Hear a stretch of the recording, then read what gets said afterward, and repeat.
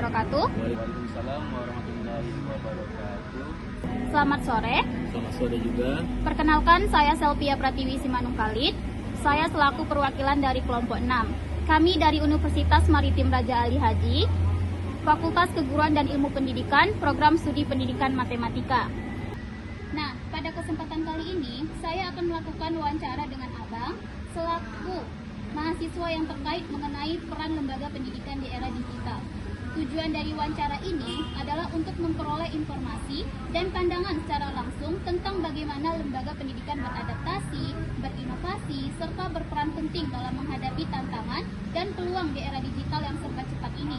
Nah, melalui wawancara ini, saya berharap bisa mendapatkan pemahaman yang lebih mendalam mengenai upaya lembaga pendidikan dalam memanfaatkan teknologi digital untuk meningkatkan kualitas pembelajaran, membentuk karakter mahasiswa, serta menciptakan lingkungan belajar yang modern, namun tetap berlandaskan nilai-nilai pendidikan yang baik.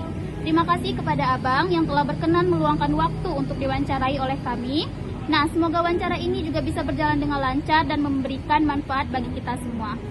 Baik, mungkin boleh dari Bang Ahmed untuk memperkenalkan diri terlebih dahulu. Baik, nama saya Abdul Ahmed Surya, biasa dipanggil Ahmed. Jurusan saya Pendidikan Bahasa Arab, singkatannya PBA, Universitas Sains Abdurrahman, asal Tanjung Pinang. Oke, baik, karena Abang juga udah memperkenalkan diri, jadi saya izin untuk memanggil Abang Bang Ahmed ya, Bang? Boleh. Mungkin Bang Ahmed boleh ceritakan nih, bagaimana sih awalnya Bang Ahmed mulai sering bermain game online saat kuliah? Saya pertama kali bermain game pada saat kuliah itu pada bulan pertama, dan itu diajak teman saya untuk bermain game. Apakah Bang Ahmed memang sudah suka bermain game sejak sebelum kuliah? Pada sebelumnya saya belum suka bermain game.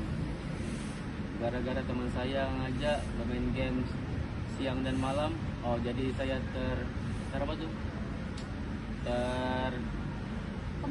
terpengaruh. Ya itu aja. Apa sih yang biasanya membuat Abang lebih memilih bermain game dibandingkan masuk ke kuliah? Saya memilih untuk bermain game karena lebih asik, gara-gara banyak teman, dan saya lebih suka lah daripada belajar gitu. Kira-kira dalam seminggu Abang bisa berapa kali nih gak masuk kuliah karena hanya untuk bermain game ke tempat teman Abang?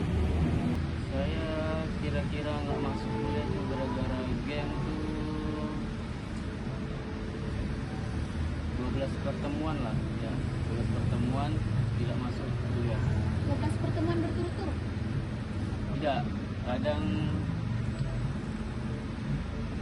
sela-sela. Seminggu sebenarnya 3 kali. Jadi dalam sebulan mungkin bisa hampir 12 pertemuan Abang Boleh, gak masuk. bisa.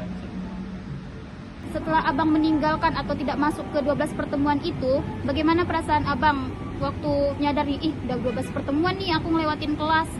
Ya pastinya menyesal gara-gara saya bermain game itu tidak masuk beberapa pelajaran, dan karena itu juga saya tidak bisa menjawab UTS dan UAS. Tapi waktu UTS dan UAS Abang sempat mengikutinya atau juga ada bolos? Dan waktu itu ada bolos juga. Waktu UTS atau UAS? UTS. UTS-nya. Abang kan bisa dibilang nih 12 pertemuan. Tapi kalau secara detailnya ini mungkin dalam satu semester Abang berapa kali perkiraan mungkin nggak masuk kuliah? Perkiraan dalam semester itu kira-kira adalah 20 pertemuan. Nggak masuk.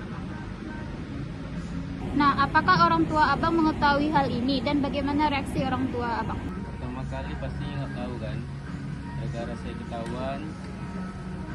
Waktu itu saya sakit, orang tua saya mau antar saya ke puskesmas, dan puskesmas itu syaratnya untuk mengambil obatnya itu perlu surat sakit dari surat izin dari kampus ya. Terusnya orang tua saya yang ambil dari kampus, rupanya sayanya nggak aktif dan kuliah.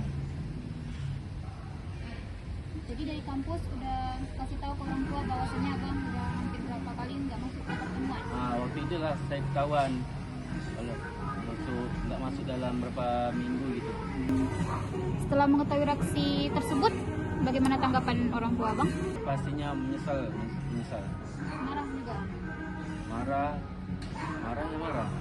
Saja Tapi menyesal. dalam kondisinya abang lagi sakit mungkin ya. Jadi lebih ke lebih dikontrol lah marah beliau. Nah, tadi abang kan juga ada bilang di awal bahwasanya abang terpengaruh sama teman-teman abang sehingga abang mulai untuk bermain game terus nih bang. Apakah abang mungkin ada merasa tekanan sosial atau ingin diterima di kelompok teman tersebut, makanya abang ikut atau terpengaruh sama kawan-kawannya? Kalau tekanan sosial nggak ada, memang saya suka main-main game aja. Karena menurut abang game tersebut Asik banget. Apa sih dampak yang abang rasakan akibat kebiasaan bermain game abang ini? Kayak mungkin bisa dibilang nilai keuangan abang, hubungan keluarga abang, dan lain-lain. Dalam keuangan ya nggak ada. Keuangan. Oh saya jarang toh. Oh, jadi abang cuman main-main Main-main aja. main aja. Berarti kalau untuk keuangan kurang. Kalau misalnya untuk hubungan keluarga atau hubungan yang lain? Lebih ke kalau misalnya abang bermain game, ada berpengaruh nggak sama hubungan keluarga abang?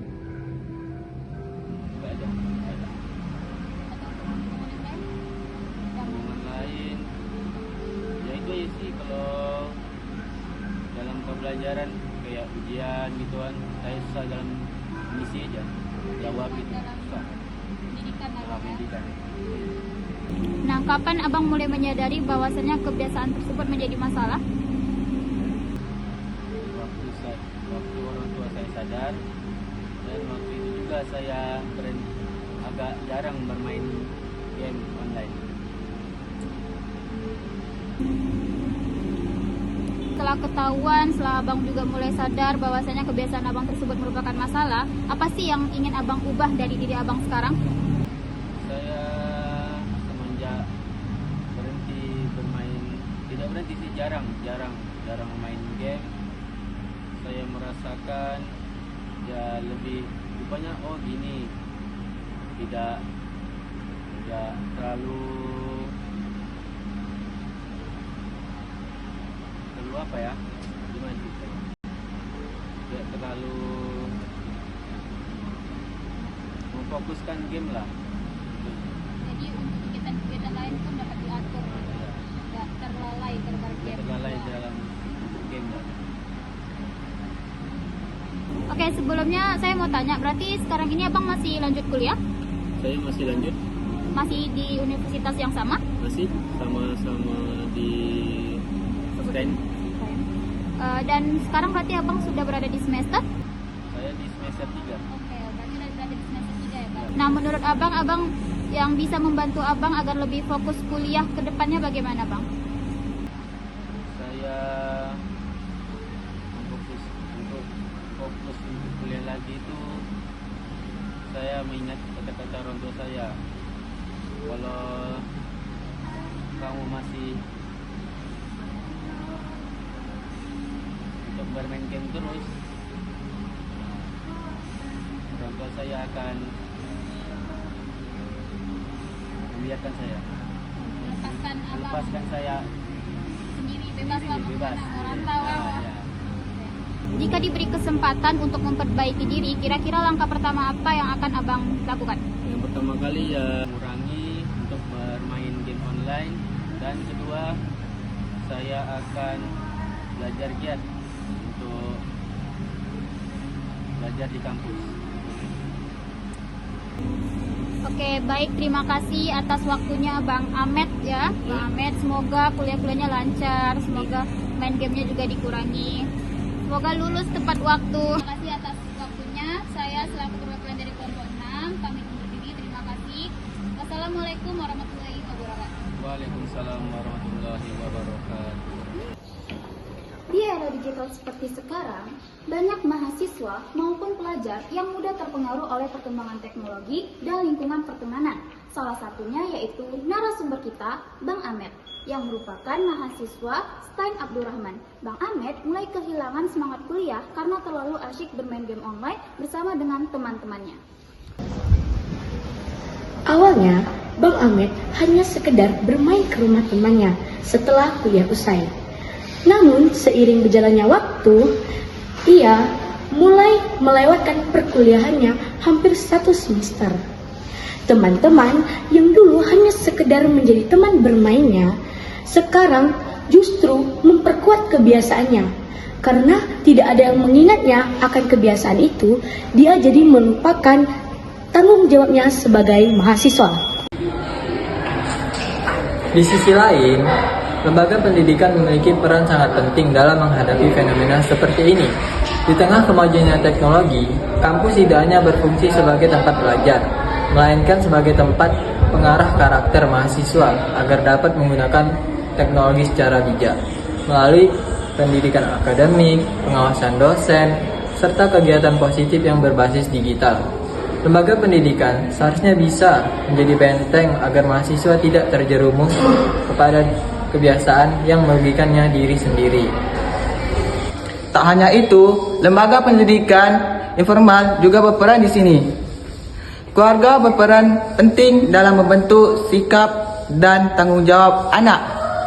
Kelalaian anak dalam menjalankan kewajiban kuliahnya ini seringkali disebabkan oleh kurangnya pengawasan, dukungan emosional, dan serta lingkungan keluarga yang kurang mendukung atas proses anak dalam belajar. Oleh karena itu, keluarga dapat menjadi pendamping aktif dalam mendidik anak di era digital ini. Yang pertama, dapat membangun komunikasi terbuka antara anak dan orang tua. Yang kedua, dapat menjadi sumber dorongan moral dan emosional ketika anak mengalami stres atau kejenuhan dalam mengalami perkuliahan. Dan yang ketiga, orang tua harus menjadi contoh teladan dalam tanggung jawab dan konsisten, karena anak akan belajar dari sikap orang tuanya. Kasus seperti ini mencerminkan tantangan nyata pendidikan di era digital, yang dimana teknologi bisa menjadi alat bantu untuk belajar, tetapi juga jebakan yang membuat mahasiswa kehilangan arah. Seperti Bang Ahmed yang kita ketahui, semua kembali pada bagaimana lembaga pendidikan, lingkungan pertemanan, dan diri mahasiswa itu sendiri bekerja sama untuk menjaga keseimbangan antara hiburan digital dan tanggung jawab sebagai seorang mahasiswa. Oke teman-teman, saran saya kurangi bermain game online karena bisa merusak masa depan dan agar tidak sia-sia di kemudian hari. Itu aja dari saya, tetap semangat.